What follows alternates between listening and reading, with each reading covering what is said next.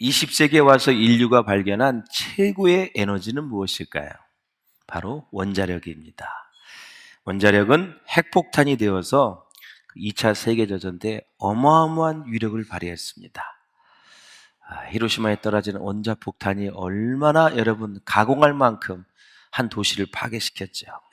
한 17년 전에 거기 단기 선교를 갔다 왔는데 그 폐허의 현장을 직접 볼 수 있었습니다. 단 한 방에 아마 용인 씨도 아마 한 방만 떨어져도 거의 다 죽을 것입니다.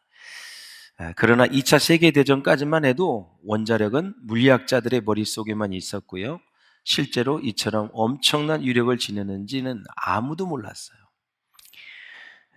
시카고 대학에서 연구원으로 있던 패팀이라는 사람이 바로 공식으로만 존재하던 핵무기를 실용화하는 데 성공을 했습니다. 이 원자력은 사람을 죽이는 데만 사용되는 것이 아니라 우리나라의 가장 중요한 전기의 원동력이 되죠. 뿐만 아니라 암 환자가 발생했을 때 방사능은 암을 치료하는 데 효과적으로 이렇게 사용되고 있습니다.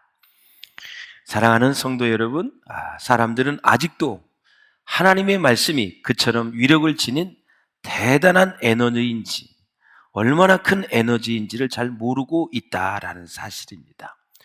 오늘 복음의 능력이 여러분 가운데 임하시기를 주의 이름으로 축원합니다. 성령의 권능이 함께 하시기를 주의 이름으로 축원합니다. 예, 그렇습니다. 예. 오늘날 우리가 생각해야 될 것은 뭐냐? 우리가 가진 이 말씀이 상상조차 못할 정도의 어마어마한 능력을 가지고 있다라는 거죠. 예. 하나님의 나라는 경험해 본 사람만 아는 것입니다. 그래서 예수님이 기도를 하지 못하고 계속해서 있었던 우리 제자들에게 기도 위에는 이런 유가 나갈 수가 없다 말씀하시면서 기도의 능력도 가르쳐 주셨다라는 것입니다. 본문 20절을 한번 같이 보겠습니다. 시작.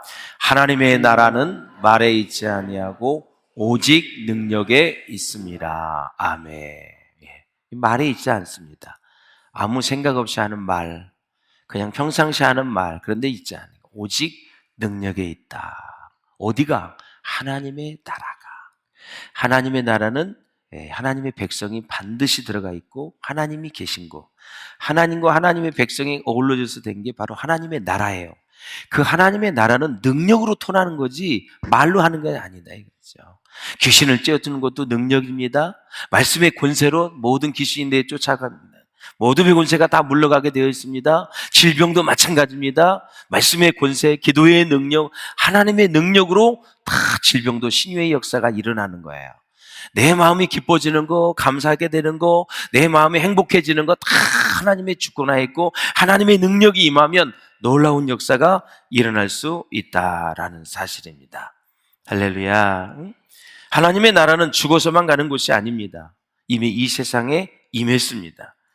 즉 우리 믿는 자들이 가지는 복음의 능력을 말하는 것입니다. 여러분. 하나님의 나라는 이러쿵저러쿵 말을 많이 하면서 따지는 데 있는 것이 아니라 오직 능력에 있다라는 것이죠. 자, 이제 고린도 교회가 좀 문제가 생겼습니다. 목회를 하다 보면 참 여러 가지 문제가 있는데 이제 초대 개척한 사람은 바울입니다. 제2대 담임 목사는 오늘 본문에 보니까 아볼로였었습니다. 담임 목사가 아볼로이니까 아볼로파가 더 많겠지요. 바울파는 소위 말해서 고참들입니다. 초창기부터 오래 믿고 있는 사람들이 바울파였습니다. 지금 열정적으로 믿는 사람은 누구예요? 아볼로파입니다. 활발하게 사역을 하고 있고 열심히 있고 열정이 있고 교회에 참 주인의식을 가지고 열심히 했습니다. 그럼에도 불구하고 아볼로는 이것이 못마땅하여 아예 손을 놓고 어디에 갔냐면 바울에게로 가버렸어요. 그래서 지금 바울과 아볼로가 같이 있다는 거예요. 전임 사역자와 현재의 담임 목사가 함께 있는 거예요. 그래서 교회는 여러분 바울파다 아볼로파다 싸우고 있지만 진정 담임 목사와 이제 물러난 목사님이 같이 있다. 봐라. 우리 지금 화목하고 있다. 원로 목사와 지금 담임 목사가 문제가 있는 게 아니다. 너희들이 지금 파가 나눠져 있는 것이 문제이다. 그렇게 얘기를 하는 거예요. 두 파가 서로 비난하는 소리가 귀에 들려오니까 이 담임 목사와 그리고 이전에 사역했던 바울 이 두 사람 아볼로와 같이 마음이 상한 것입니다.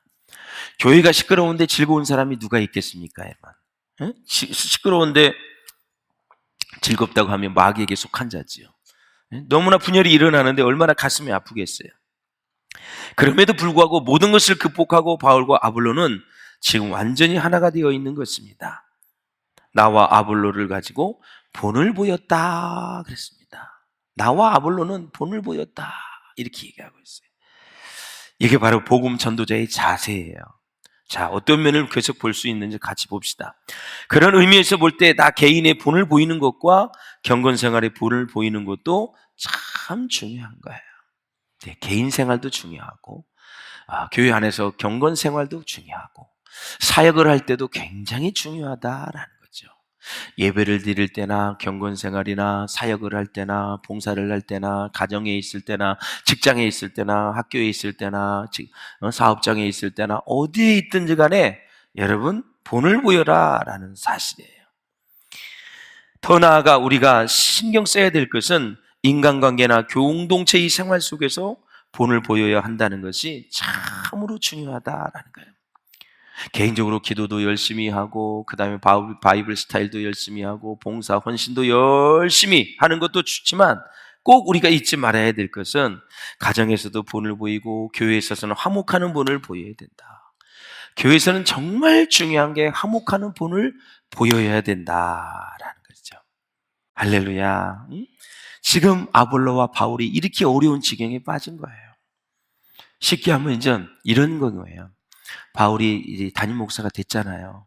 그러니까 바울파가 있어. 개척 멤버하고 좀 친한 사람들. 아볼로파가 이제 신진 세력과 새로 등록하는 사람이 두 세력이 붙은 거예요. 쉽게 얘기하면. 텃세가 있잖아요. 솔직히 말. 쉽게 설명해야지. 그냥 고차원적으로 하니까 못 알아들어. 텃세를 해. 어디서 굴러온 돌이. 어? 아니 사람이 왜 돌이야? 말 자체가 틀리잖아요. 어디서 굴러온 돌이. 얼마나 비하하는 소리예요. 여기는 교회 공동체거든요. 하나님의 주님의 교회거든요. 그러면 두 눈 달리고 콧구멍 두 개 있고 입 하나 있고 귀 두 개 있으면 참 감사하고 고맙고 저 사람은 무슨 복을 받아서 구원을 받았고 저 사람은 무슨 은혜를 받아서 교회에 오고 저 사람은 어떤 복을 받았기에 예배하고 저렇게 살지? 나도 그렇게 복을 받았는데 그럼 어떻게 해야 돼? 서로 존중하는 마음 가지고 귀하게 여기는 마음 가지고 그렇게 신앙생활하면 되잖아요. 할렐루야. 그래서 바울은 말합니다. 아볼로와 함께 화목의 본을 보였다고, 하나됨의 본을 보였다고. 6절을 한번 읽어보시길 바랍니다. 시작. 기록된 말씀 밖으로 넘어가지 말라. 이거 참 중요한 말씀입니다. 기록된 말씀이란 성경을 얘기하는 거예요. 그러니까 기록된 말씀, 성경 밖에 넘어가지 말라. 헬라어 원문에 보면 말씀 이상으로 네 주관적으로 생각하지 말라. 말씀 이상으로 생각하지 말고 말씀 그대로 믿고 나아가는 성도가 되라라는 그 뜻입니다. 그러니까 내가 너희에게 준 말씀 이상으로 생각하지 말라. 자로나 우로나 치우치지 말고 이 말씀 이대로 중해 나가라라는 것입니다. 우리가 본을 보였으니 너희는 이제 절대로 더 넘어가지 말라는 것입니다. 바울은 다시 서로 대적하여 교만한 마음을 먹지 말게 하려 합니다. 여기서 교만은 뭐예요? 일반적으로 말하는 그런 교만이 아니에요. 언젠가도 제가 말씀을 드렸는데 이 교만하다는 헬라어로 푸시우스데라는 단어인데 마음이 부풀어 오르다 이 뜻이에요. 마음이 부풀어 오는 거. 풍선이 공기를 주입시면 부풀어 오는 것처럼 마음이 부풀어 올라서 목에 차면 그 마음이 입으로 나오는 거예요. 그래서 교만한 말을 하게 되는 거예요. 그래서 이제 고린도 교회 두 파가 서로 대적을 하게 되면서 마음이 부풀어 올랐습니다. 근본적으로 들어가 보면 자기 자랑하기 위해서입니다.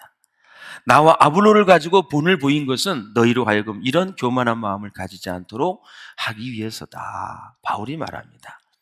화평과 사랑의 길에서 떠나면 겸손하기 어려워지거든요. 특히 경쟁 관계에 있을 때. 그건 참 힘든 거예요. 또 대적 관계에 있게 되면 반드시 자기 자랑에 빠지게 된다. 자기 위치나 자기 존재나 자기 신앙의 위치는 전혀 생각하지 못하고 그냥 마음이 부풀러 온다. 내가 어디까지 가는지도 모르게 정신을 못 차리는 거죠. 이런 순서를 한번 잘 생각해 보세요.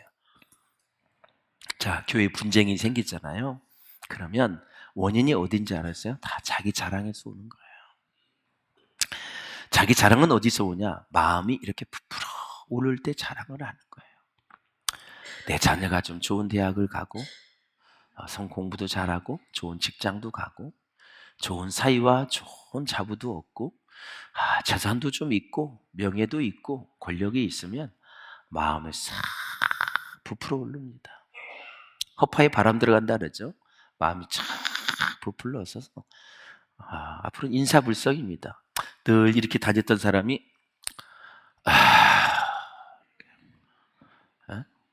얼마나 아주 그냥 목에 힘을 주는지 이런 말할 수 없어요. 그렇게 행동은 안 해도 마음은 그렇게 행동할 가능성이 많이 있다. 이것들이 이제 서로 비판하고 폄하하고 이것들이 막 부풀어 오는 상태에서 서로를 비난하면서 결국 바울이 무슨 죄야? 아니 고린도 교회에서 열심히 목회하고 이제 떠났는데 거기까지 소환을 해서 지금 바울을 적대시하니까 바울이 그 소식을 듣고 편지를 보낸 게 고린도 전후서예요. 문제를 해결한 거예요. 그러니까 하여튼 부정적인 사람은 교회는 죽을 때까지 부정적이야. 못 고쳐. 안 되더라고 이게. 이게 사람 고쳐 쓰는 게 아니라 그러죠. 안 돼. 저 성전에 봐도 지금 담벼락에 쳐 있으면 어떻게 하면 우리가 성전을 지을까? 하나님 담만 치지 말고 우리를 사용하여 주시옵소서. 이럴 일꾼들을 보내주시옵소서.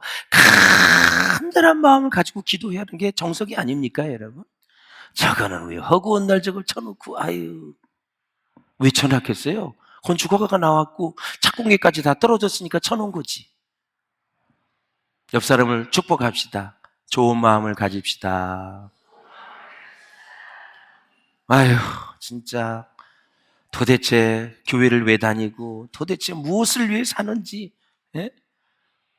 여러분이 집을 짓다가 뼈대를 올려놨는데 돈이 없어서 못 졌어. 아이고 저놈의 건물은 누가 언제 지으려나. 아이고 맨날 비나 맞고 눈이나 오고 저거 몇번 가면 곰팡이 날 텐데 그렇게 하고 있어요? 그걸 완공시키려고 애를 쓸 거 아니에요. 대출을 받던 뭐를 하던. 여러분의 집이 그렇게 됐다면 지금 저거는 하나님의 성전이에요. 하나님의 성전.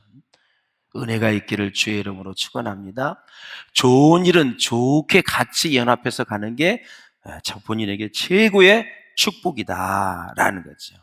할렐루야. 7절에 이제 바울이 이런 말을 합니다. 7절 시작.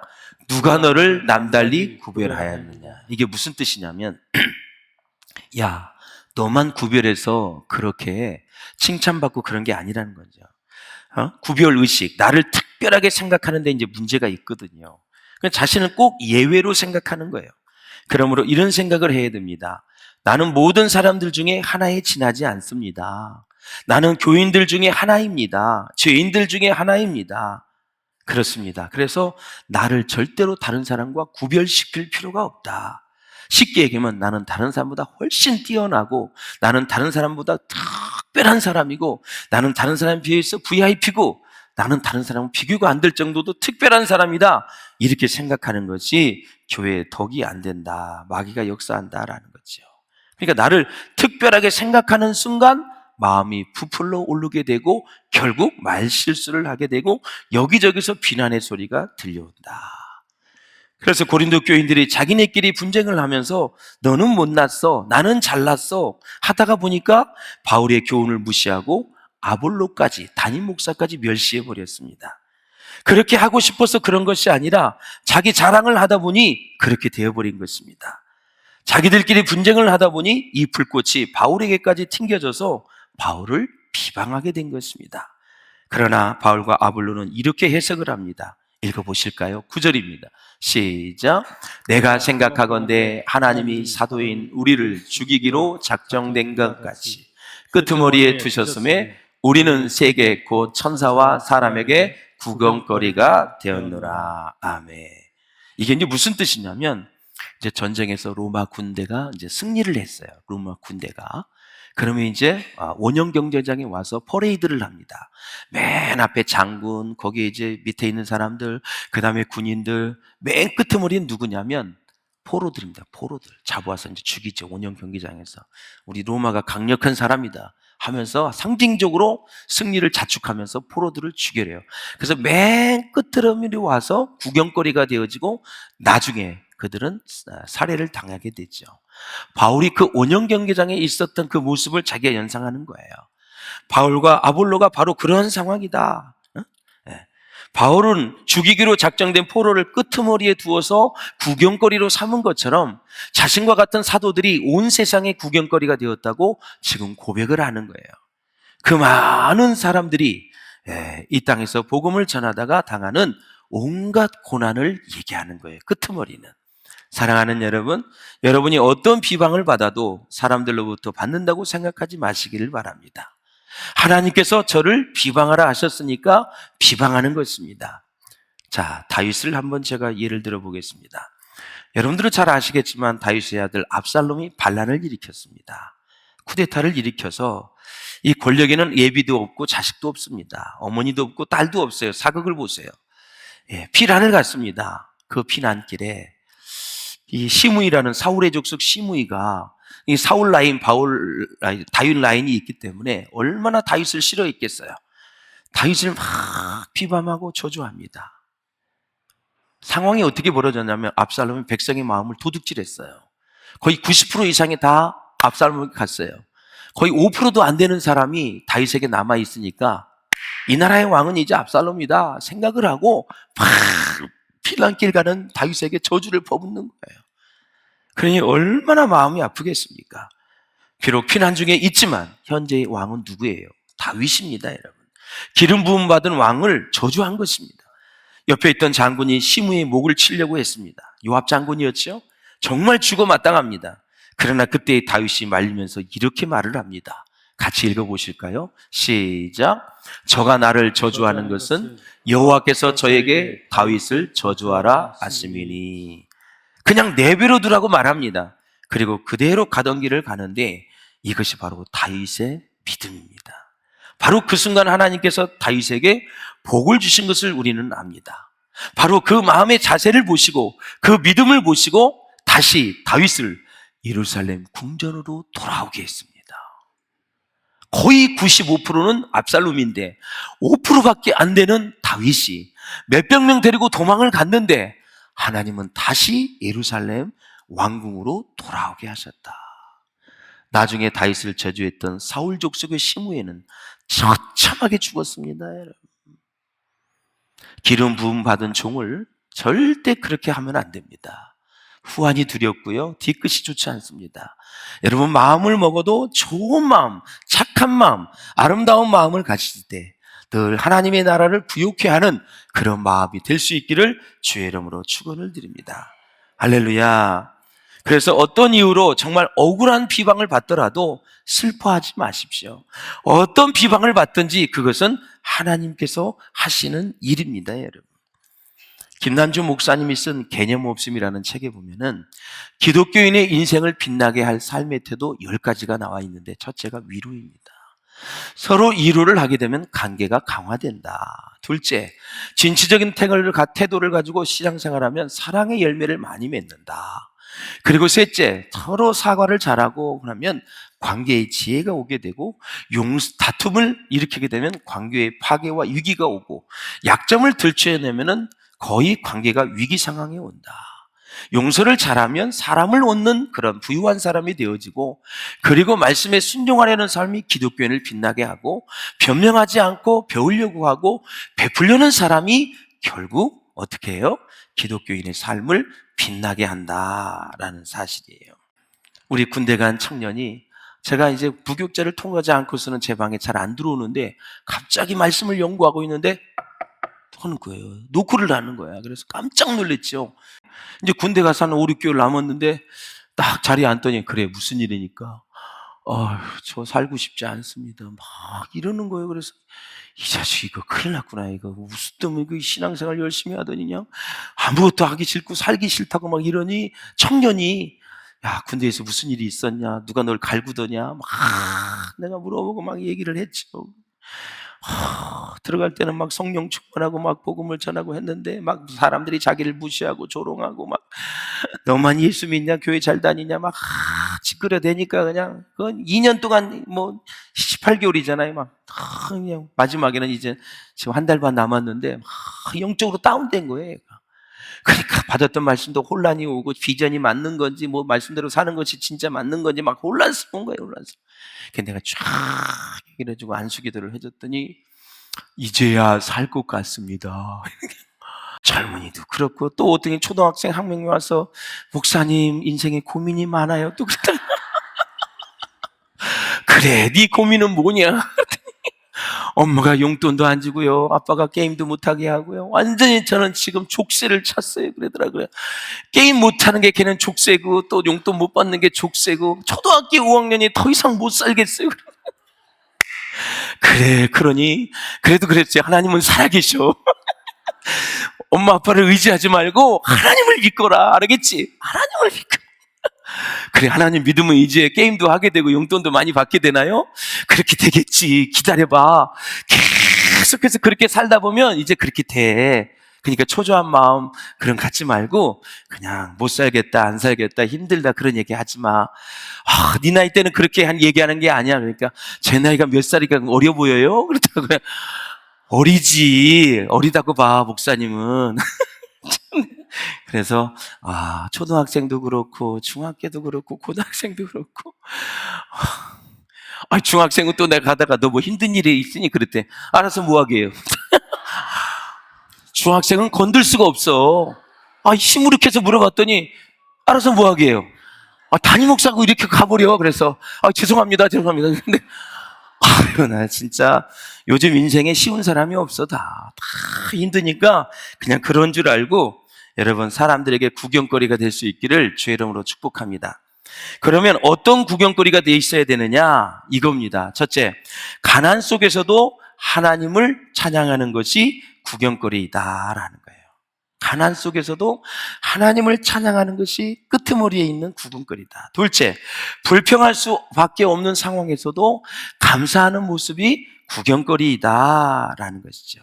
믿습니까, 여러분? 그래서 우리 한번 16절을 한번 읽어보세요. 16절 시작. 그러므로 내가 너희에게 권하노니 너희는 나를 본받는 자가 되라. 아멘. 여러분 전도학에 이런 유명한 이야기가 있어요. 일생을 통해서 그 언제라도 위대한 그리스도인을 한번 만난 후에야 참 그리스도인이 된다. 이거 무슨 얘기냐면 예수 믿었어요. 좀 멘토가 있어야 참 그리스도인이 된다라는 사실이에요. 여러분이 그런 사람이 되시기를 바라고 여러분 주위에 그런 사람이 많이 있기를 주님의 이름으로 축원을 드립니다. 할렐루야. 그렇습니다. 사랑하는 여러분, 그러면 어떻게 해야 우리가 다른 사람을 본받을 수 있을까요? 두 가지입니다. 첫째, 존경하면 본받게 되고, 둘째, 사랑하면 본받게 된다라는 거죠. 그런 은혜가 있기를 주님의 이름으로 축원을 드립니다. 주님은 교회에 하나님의 말씀을 알게 해주셨습니다. 그래서 사실 우리는 모두 겉으로 보기에는 멀쩡한 것 같지만 속으로는 병이 들어있고 치료가 필요한 사람들이다라는 사실이죠. 그러므로 복음은 사람을 변화시키는 능력이 있고 복음은 죄를 이기고 죽어가는 사람을 살릴 수 있다라는 거죠. 저는 20절의 말씀을 좋아해서 읽고 마치도록 하겠습니다. 시작. 하나님의 나라는 말에 있지 아니하고 오직 능력에 있습니다. 아멘. 사랑하는 여러분, 우리 모두가 다 복음 전도자의 자세는 힘들고 어려워도 가치가 있는 것에 최선을 다하기 때문에 어떤 어려움에도 굴하지 말고 다시 일어나 세상의 빛과 소금이 되시기를 바라고 주님이 주신 사명 잘 감당하는 저와 여러분 될 수 있기를 주님의 이름으로 축원합니다.